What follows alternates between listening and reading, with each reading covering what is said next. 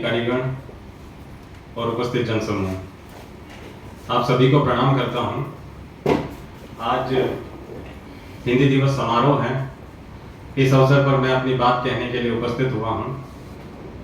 तो मैं अपनी बात को मुख्यतः आज दो हिस्सों में रखूंगा। प्रथम कि हिंदी हमारे लिए क्यों ज़रूरी है, और द्वितीय कि किस प्रकार से हमारे माध्यम से हिंदी का दैनंदिन शरण हो रहा है और किस प्रकार हमारे ही माध्यम से हिंदी का दैनंदिन विकास हो सकता है। तो सर्वप्रथम बात करते हैं कि हिंदी हमारे लिए क्यों ज़रूरी है।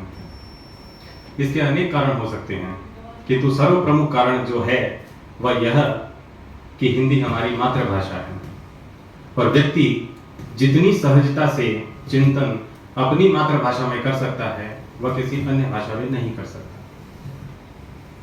और व्यक्ति किसी भी क्षेत्र में अपना सर्वश्रेष्ठ तभी कर सकता है जब वह उस क्षेत्र में अपनी सहजता से चिंतन करे।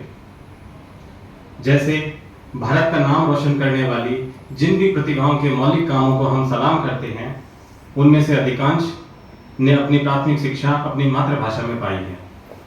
आप साहित्य में प्रेमचंद जी का उदाहरण ले लीजिए, या तमिल या वैज्ञानिक डॉक्टर एपीजे अब्दुल कलाम का ले लीजिए। इन दोनों ने ही अपनी प्राथमिक शिक्षा अपनी मातृभाषा में पाई है। डॉक्टर कलाम ने तो स्वयं ही कहा था कि मैं इतना बड़ा वैज्ञानिक इसलिए बन सका क्योंकि मैंने विज्ञान और गणित की शिक्षा अपनी भाषा में पाई है। इसी प्रकार से सुपर कंप्यूटर के आविष्कारक विजय भाटकर मराठी के साधारण से स्कूल से पढ़े।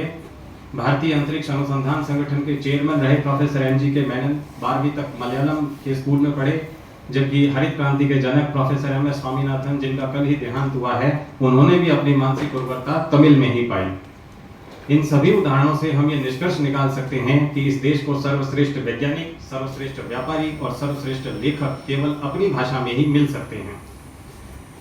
और वैसे भी अपनी भाषा में जो रस है वह किसी अन्य भाषा में कहाँ। इस बात को भी मैं एक रस के ही उदाहरण से बताता हूँ।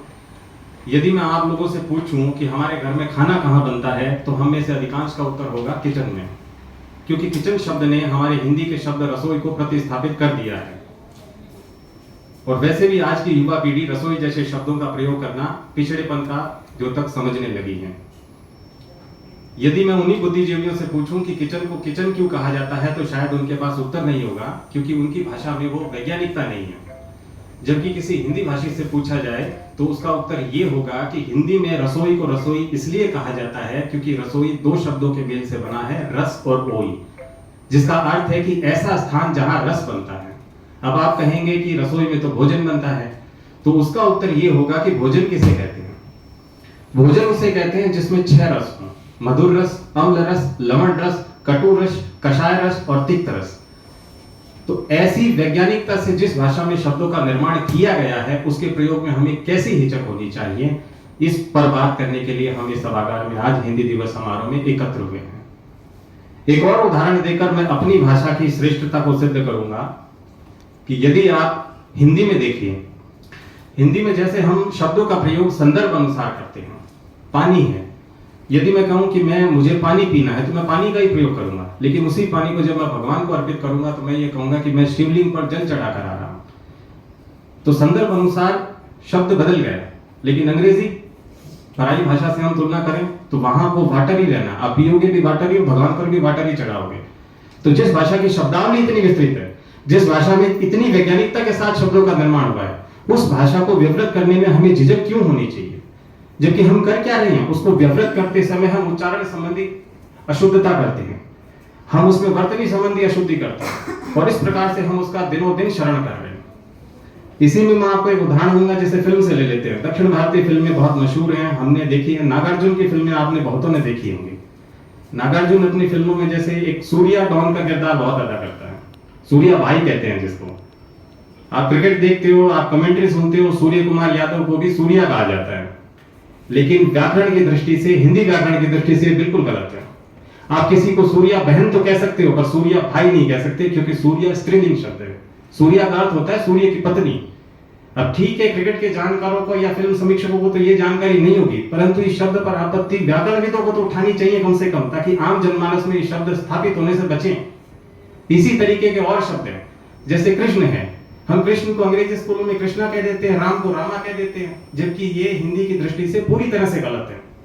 कृष्ण का अर्थ होता है काला, जबकि कृष्णा का अर्थ होता है द्रौपदी। राम का अर्थ होता है सुंदर, प्रिय, मनोहर, जबकि रामा का अर्थ होता है सुंदर स्त्री। पत्नी के रूप में भी रामा शब्द का प्रयोग किया जाता है। तो इस प्रकार से अर्थ का अनर्थ कर रहे हैं। तो मैं अंत में यही कहूंगा कि क्यों सटीक या समुपयुक्त शब्दों के प्रयोग से ही किसी भाषा का प्राण तत्व अक्षुण्ण रहता है। इसलिए हमें अपने दैनंदिन जीवन में शुद्ध, सटीक एवं व्याकरण संबद्ध शब्दों का ही प्रयोग करना चाहिए, तभी ऐसे हिंदी दिवस समारोह की सार्थकता हो सकेगी। अन्यथा ये महज रस्म अदायगी के अलावा कुछ नहीं होगा। ये मेरी बात थी। अब कार्यक्रम को आगे गति देते हैं। कार्यक्रम को आगे गति देने के लिए मैं राजकुमार जी को आमंत्रित करता हूं। राजभाषा पखवाड़े के दौरान जो प्रतियोगिताएं आयोजित हुई थी उनके पुरस्कार वितरण के लिए राजकुमार जी।